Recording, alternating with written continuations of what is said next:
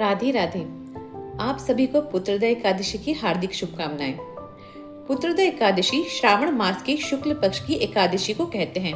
इस दिन व्रत रखने का महत्व पद्म पुराण में बहुत ही खास माना गया है। मान्यता है कि जो दंपति भगवान के प्रति सच्ची श्रद्धा के साथ यह व्रत करते हैं और विधि विधान से भगवान विष्णु की पूजा करते हैं, उनके घर में शीघ्र ही बच्चों की किलकारियां गूंजने लगती है और साथ ही उनकी सभी मनोकामनाएं पूर्ण होती है। आइए आपको बताते हैं पद्म पुराण में वर्णित पुत्रदा एकादशी की व्रत कथा। सावन पुत्रदा एकादशी व्रत कथा। युधिष्ठिर ने पूछा, मधुसूदन, श्रावण के शुक्ल पक्ष में किस नाम की एकादशी होती है? कृपया मेरे सामने उसका वर्णन कीजिए। भगवान श्री कृष्ण बोले, राजन, प्राचीन काल की बात है। द्वापर युग के प्रारंभ का समय था। माहिष्मतीपुर में राजा महिजीत अपने राज्य का पालन करते थे, किंतु उन्हें कोई पुत्र नहीं था, इसलिए वह राज्य उन्हें सुखदायक नहीं प्रतीत होता था। अपनी अवस्था अधिक देख राजा को बड़ी चिंता हुई। उन्होंने प्रजा वर्ग में बैठकर इस प्रकार कहा, प्रजाजनों, इस जन्म में मुझसे कोई पातक नहीं हुआ। मैंने अपने खजाने में अन्याय से कमाया हुआ धन नहीं जमा किया है। ब्राह्मणों और देवताओं का धन भी मैंने कभी नहीं लिया है।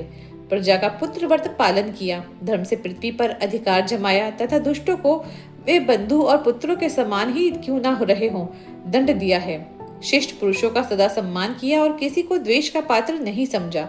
फिर क्या कारण है जो मेरे घर में आज तक पुत्र उत्पन्न नहीं हुआ? आप लोग इसका विचार करें।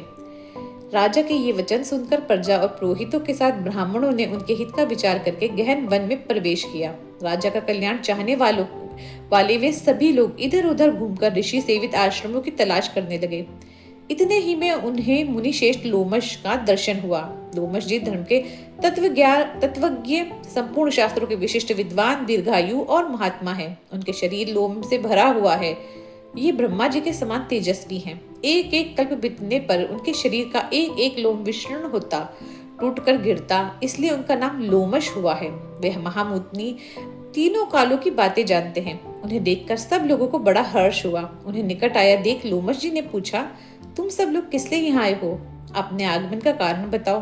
तुम लोगों के लिए जो हितकर कार्य होगा उसे मैं अवश्य करूंगा।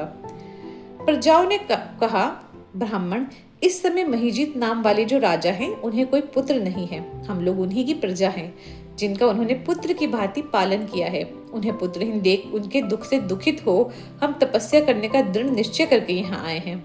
द्विजोत्तम राजा के भाग्य से इस समय हमें आपका दर्शन मिल गया है। महापुरुषों के दर्शन से ही मनुष्यों के सब कार्य सिद्ध हो जाते हैं। मुने, अब हमें उस उपाय का उपदेश कीजिए जिससे राजा को पुत्र की प्राप्ति हो। उनकी बात सुनकर महर्षि लोमश 2 घड़ी तक ध्यान मग्न हो गए। तत्पश्चात राजा के प्राचीन जन्म का वृत्तांत जानकर उन्होंने कहा, प्रजावृंद सुनो। राजा महिजीत पूर्व जन्म में मनुष्य को चूसने वाला धनहीन वैश्य था। यह वैश्य गांव गांव घूमकर व्यापार किया करता था। एक दिन जेठ के शुक्ल पक्ष में दशमी तिथि को जब दोपहर का सूर्य तप रहा था, वह गांव की सीमा में एक जलाशय पर पहुंचा। पानी से भरी हुई बावली देखकर वैश्य ने वहां जल पीने का विचार किया। इतने ही में वहां बछड़े के साथ एक गौ भी आग पहुंची। यह प्यास से व्याकुल और ताप से पीड़ित थी, अतः बावली में जाकर जल पीने लगी। वैश्य ने पानी पीती हुई गाय को हाँक कर दूर हटा दिया और स्वयं पानी पिया। उसी पाप कर्म के कारण राजा इस समय पुत्रहीन हुए हैं। किसी जन्म के पुण्य से इन्हें अटक राज्य की प्राप्ति हुई है। प्रजाओं ने कहा, मुनि, पुराण में सुना जाता है कि प्रायश्चित रूप पुण्य से पाप नष्ट होता है। अतः पुण्य का ना उपदेश कीजिए जिससे उस पाप का नाश हो जाए। लोमश जी बोले, प्रजाजनों, श्रावण मास की शुक्ल पक्ष में जो एकादशी होती है, यह पुत्रदा के नाम से विख्यात है। वह मनोवांछित फल प्रदान करने वाली है। तुम लोग उसी का व्रत करो। यह सुनकर प्रजाओं ने मुनि को नमस्कार किया और नगर में आकर विधि पूर्वक पुत्रदा एकादशी के व्रत का अनुष्ठान किया।